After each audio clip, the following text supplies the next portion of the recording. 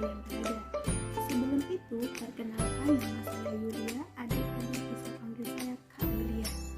Sebelum next video, alangkah baiknya kita baca basmalah terlebih dahulu agar ilmu yang kalian dapatkan bisa bermanfaat. Amin. Bismillahirrahmanirrahim. Ya, baik, di sini saya dan rekan-rekan saya akan menyampaikan materi mata pelajaran ekonomi bisnis pada bab kebutuhan dan kelangkaan sumber daya. Terus simak videonya ya, pahami dengan seksama. Check it out. Kebutuhan, kelangkaan, dan sumber daya. 3 kata tajuk materi kali ini. Sebagai makhluk sosial, kita memang tidak luput dari memanfaatkan sumber daya yang ada, melengkapi kekurangan kebutuhan kita sebagai manusia dengan sumber daya yang ada. Akan tetapi, pemenuhan kebutuhan tersebut terlalu over dan menimbulkan kelangkaan. Apa itu? Kelangkaan sendiri biasa disebut dengan scarcity, suatu kondisi di mana kita tidak mempunyai cukup sumber daya yang ada untuk memuaskan kebutuhan kita. Dengan singkat kata, kelangkaan terjadi karena jumlah kebutuhan lebih banyak dari jumlah barang dan jasa yang tersedia. Sumber daya alam adalah sumber sesuatu yang dipandang memiliki nilai ekonomi. Dapat juga dikatakan bahwa sumber daya adalah komponen dari ekosistem yang menyediakan barang dan jasa yang bermanfaat bagi manusia. Sumber daya di sini ada berbagai macam, ada sumber daya alam, sumber daya modal, dan sumber daya usaha. Sehingga dapat disimpulkan bahwa kelangkaan sumber daya ialah kondisi di mana kita tidak memiliki sumber daya yang cukup untuk memuaskan kebutuhan manusia yang tak terbatas, sehingga sumber daya ini menjadi sedikit dan langka. Apa sih Kak kebutuhan manusia itu? Apa perbedaan dari keinginan? Kita jabarkan ya. Yang pertama adalah kebutuhan atau needs. Adalah keinginan manusia yang menuntut untuk dipenuhi dengan alat pemuas kebutuhan seperti barang dan jasa. Kebutuhan tidak akan lepas dari kehidupan sehari-hari, contohnya seperti makan, minum, dan lain sebagainya. Karena makan dan minum ini sebuah keharusan agar kehidupan manusia bisa berlangsung lebih lama. Kalau tidak, kita akan kelaparan, dan kalau kelaparan kita akan meninggal. Yang kedua adalah keinginan atau wants, adalah tambahan yang berasal dari kebutuhan sebelumnya yang bersifat tidak wajib di mana porsinya lebih terhadap segala sesuatu yang dianggap kurang saat kebutuhan pokok udah terpenuhi. Contohnya ini ngemil. Nah, di sini pasti adik-adik suka ngemil ya. Nah, itu adalah sebuah keinginan kita di saat kita sudah makan tetapi mulut kita ingin makan sesuatu, yaitu makanan ringan seperti keripik, minuman es boba, dan lain sebagainya, agar kita saat mengerjakan tugas lebih bersemangat saat ditemani oleh makanan ringan. Kenapa sih Kak timbul kelangkaan? Perbedaan balancing antara kebutuhan dan sumber daya memiliki kapasitas yang berbeda. Seperti gambar tersebut, pertama, manusia memiliki kebutuhan dan keinginan yang beraneka ragam. Kedua, memiliki kebutuhan dan keinginan yang terus-menerus dan banyak atau gak ada puasnya. Jadi, bisa dikatakan kebutuhan manusia ini disebut tidak terbatas untuk poin yang ketiga. Lain lagi dengan sumber dayanya, kebutuhan manusia yang beraneka ragam dan juga banyak membuat sumber daya alamnya terus terambil, tergali, jadi sumber daya tersebut menjadi terbatas karena tidak adanya pengolahan yang benar. Seperti contohnya, manusia menebang pohon untuk dijadikan rumah. Nah, manusia tersebut membuat rumah dalam jumlah banyak, jadi sumber dayanya menjadi terkuras dan menjadi terbatas karena diambil terus-menerus. Maka adanya program reboisasi terus digalakkan agar tidak adanya kelangkaan pada kayu. Sumber daya alam disebut juga sebagai faktor produksi. Kenapa demikian, Kak? Karena sumber daya alam adalah penunjang pemenuhan kebutuhan manusia agar terus tercukupi dan terpenuhi. Misal beras. Beras pada awalnya adalah padi. Pak Tani menanam padi agar manusia bisa makan, di mana dari padi menuju beras dan kepada kita menjadi nasi. Halo, perkenalkan nama saya Latifatul Rohmania, biasa dipanggil Ella. Saya di sini akan melanjutkan materi yang telah dijelaskan oleh Kak Yulia, yaitu unsur-unsur sumber daya. Apa saja sih unsur-unsur sumber daya itu? Unsur-unsur sumber daya itu terbagi menjadi 4. Yang pertama yaitu alam, yang kedua manusia, yang ketiga ada modal, yang keempat ada kewirausahaan. Nah, unsur-unsur sumber daya yang dari alam itu contohnya dari hutan. Hutan bisa menghasilkan kayu. Kayu tersebut bisa kita manfaatkan untuk salah satunya membuat rumah. Lalu kita bisa juga memanfaatkan untuk membuat meja, untuk membuat kursi, dan lain sebagainya. Contoh yang kedua yaitu yang berasal dari laut. Salah satunya yaitu ikan. Kita bisa memanfaatkan ikan untuk kita konsumsi sehari-hari. Nah, yang selanjutnya yaitu ada manusia. Manusia sebagai tenaga kerja atau labor itu untuk kualitas pendidikan, keahlian, penguasaan teknologi, ataupun kekuatan fisik. Jadi, manusia itu bisa memberikan kita keahlian ataupun pendidikan. Contohnya sendiri yaitu guru. Guru bisa memberi kita tentang pengetahuan, banyak pengetahuan. Jadi, apabila kita tidak memiliki pengetahuan, dengan guru menyampaikan pengetahuan yang telah dimiliki, maka kita akan mengetahuinya yang semulanya kita tidak mengetahui. Nah, yang ketiga yaitu ada modal atau kapital. Modal atau kapital itu juga terbagi menjadi 4 macam. Yang pertama yaitu ada wujud. Wujud itu bisa berupa dana, meliputi uang dan barang. Yang kedua yaitu ada sifat. Sifat itu bagaimana modal itu dipakai. Jadi modal itu bisa kita pakai untuk pendidikan, untuk kita bayar biaya pendidikan, bisa untuk keahlian, kita ikut tes, bisa untuk membeli barang, membeli mobil, ataupun sepeda, ataupun handphone, ataupun alat pemenuh kebutuhan yang lainnya. Yang ketiga itu ada subjek, siapa yang memiliki. Bisa dari modal masyarakat, seperti itu. Nah, yang ketiga ada sumber. Dari mana modal itu bersumber? Bisa dari milik sendiri ataupun orang lain. Contohnya yang pribadi yaitu bisa berupa saham, bisa berupa tabungan. Nah, sedangkan yang bersumber dari milik orang lain yaitu bisa pinjaman yang berupa kredit ataupun hutang. Nah, yang selanjutnya ada entrepreneurship ataupun kewirausahaan.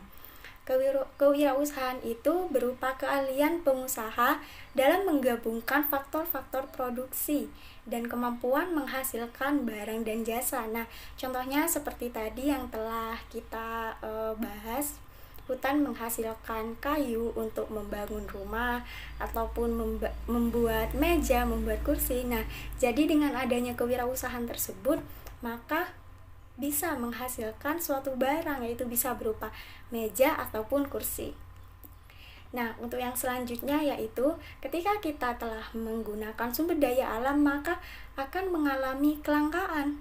Lalu, apa sih penyebab kelangkaan itu? Yang pertama yaitu penyebab kelangkaan bisa dari bencana alam. Bencana alam tersebut bisa membuat sumber daya alam kita itu akan semakin habis. Nah, yang kedua yaitu perang, sama seperti halnya dengan bencana alam. Yang ketiga ada keterbatasan kemampuan manusia. Keterbatasan kemampuan manusia yaitu maksudnya manusia itu tidak mempunyai keterbatasan untuk mengolahnya kembali.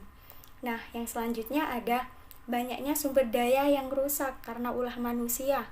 Lalu ada kebutuhan yang tidak terbatas. Kita sendiri kan memiliki kebutuhan yang tidak terbatas. Contohnya ketika kita telah membeli handphone nih, kita membeli handphone.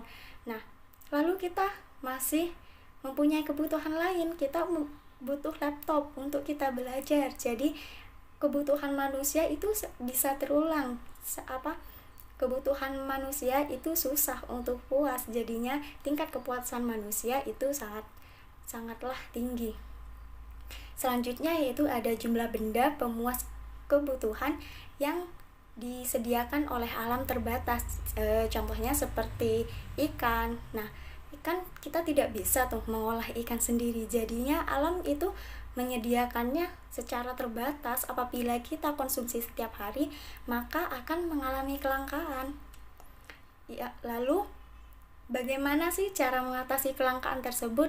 Nah, di setiap penyebab pasti ada cara mengatasinya ya. Yang pertama yaitu efisiensi dalam menggunakan sumber daya. Nah, jadi apabila kita membutuhkan sumber daya tersebut, kita boleh nih memakainya. Tapi apabila kita tidak terlalu penting menggunakan sumber daya tersebut, kita tidak boleh berlebihan agar tidak menyebabkan kelangkaan. Lalu yang kedua, menggunakan teknologi dalam proses produksi. Jadi kita bisa menggunakan teknologi untuk memproduksi suatu barang. Yang ketiga, menjaga kelestarian sumber daya alam. Kita tidak boleh seperti halnya yang penyebab sumber daya alam langka yang tadi karena ulah manusia. Ulah manusia itu akan menyebabkan ulah manusia akan menyebabkan sumber daya menjadi langka. Jadi kita harus menjaga kelestariannya. Lalu yang selanjutnya selanjutnya apabila ada kelangkaan, maka ada latar belakang nih kenapa kelangkaan, ada latar belakang kenapa penyebab kelangkaan. Nah, tadi sudah dijelaskan ya penyebab dari kelangkaan itu apa. Salah satunya yaitu kebutuhan manusia. Mengapa sih kebutuhan manusia itu menyebabkan kelangkaan? Apa sih kebutuhan manusia itu? Jadi, kebutuhan manusia yaitu segala sesuatu yang dibutuhkan atau diinginkan oleh manusia yang harus dipenuhi demi tercapainya kepuasan rohani dan jasmani. Contohnya, dari kepuasan jasmani yaitu ketika kita lapar, maka yang kita butuhkan adalah makanan agar kita kenyang. Seumpamanya kita makan nasi nih, kita butuh lauk, yaitu bisa berupa ikan. Maka apabila kita memanfaatkan ikan terus menerus, nah jadi ikan tersebut akan mengalami kelangkaan, begitu juga seterusnya. Nah, contohnya dari kebutuhan rohani yaitu apabila kita diberi tugas oleh seorang guru, banyak nih tugasnya, stres nanti lama-lama di rumah gimana sih. Nah, jadi kita itu butuh hiburan agar diri kita itu tidak stres gitu. Nah, lalu apa sih faktor yang mempengaruhi kebutuhan manusia tersebut? Nah, simak terus ya videonya. Oke, berikutnya yaitu jenis-jenis kebutuhan. Menurut intensitasnya. Pengelompokan menurut intensitasnya ini didasarkan atas kepentingan mendesak atau tidaknya suatu kebutuhan. Terdiri dari kebutuhan primer, kebutuhan sekunder, dan kebutuhan tersier. Kalau primer yaitu kebutuhan yang mutlak harus dipenuhi untuk bertahan hidup, atau biasa kita sebut dengan kebutuhan pokok. Contohnya sandang, pangan, dan papan. Kalau kebutuhan sekunder yaitu kebutuhan yang akan timbul bersamaan dengan adanya perkembangan dan meningkatnya tingkatan peradaban manusia. Contohnya televisi, sepatu, tas, peralatan rumah tangga, dan lain-lain.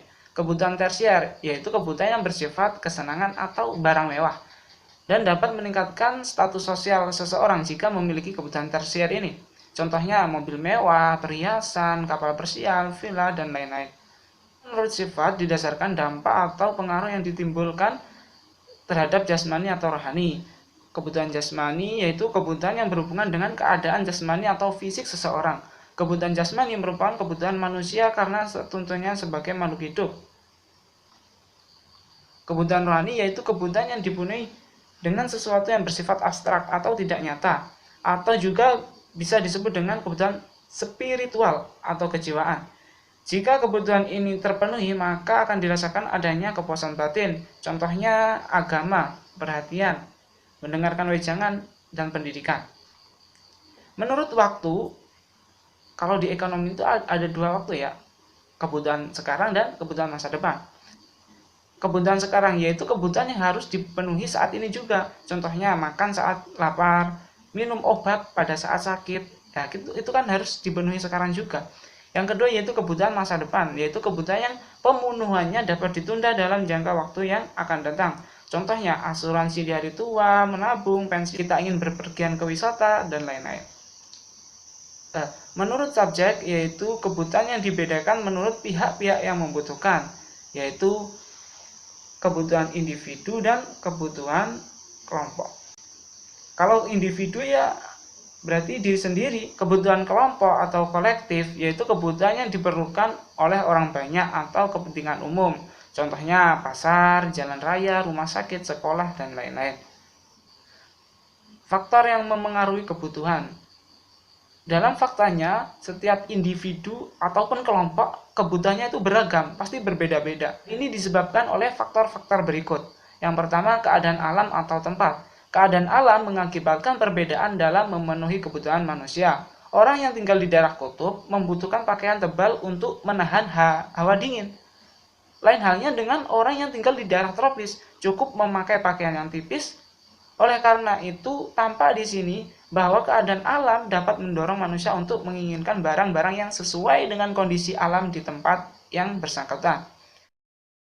Yang kedua, agama dan kepercayaan. Ajaran agama yang berbeda dapat mengakibatkan kebutuhan yang berbeda pula. Misalnya, penganut agama Islam dilarang makan babi, sedangkan penganut agama Hindu dilarang makan sapi. Adat istiadat. Adat atau tradisi yang berlaku di masyarakat sangat memengaruhi kebutuhan hidup masyarakat. Alasannya, suatu adat atau tradisi akan memengaruhi baik perilaku maupun tujuan hidup masyarakat setempat. Akibatnya tradisi yang berbeda menimbulkan kebutuhan yang berbeda pula. Misalnya, upacara perkawinan pasti beda antara Jawa dengan Sumatera. Ketika adat istiadat itu berbeda, maka kebutuhannya berbeda-beda pula. Yang keempat yaitu tingkat peradaban. Makin tinggi peradaban masyarakat, makin banyak kebutuhan yang ingin dipenuhi. Berikutnya skala prioritas. Kebutuhan manusia itu tidak terbatas, sedangkan alat pemuas kebutuhan itu terbatas. Lalu bagaimana cara kita mengatasinya agar kepuasan kita maksimum? Salah satunya yaitu dengan skala prioritas. Skala prioritas adalah menetapkan kebutuhan yang dianggap penting dan harus didahulukan pemenuhannya daripada kebutuhan yang dianggap kurang begitu penting. Lalu bagaimana sih kita menyusun skala prioritas tersebut?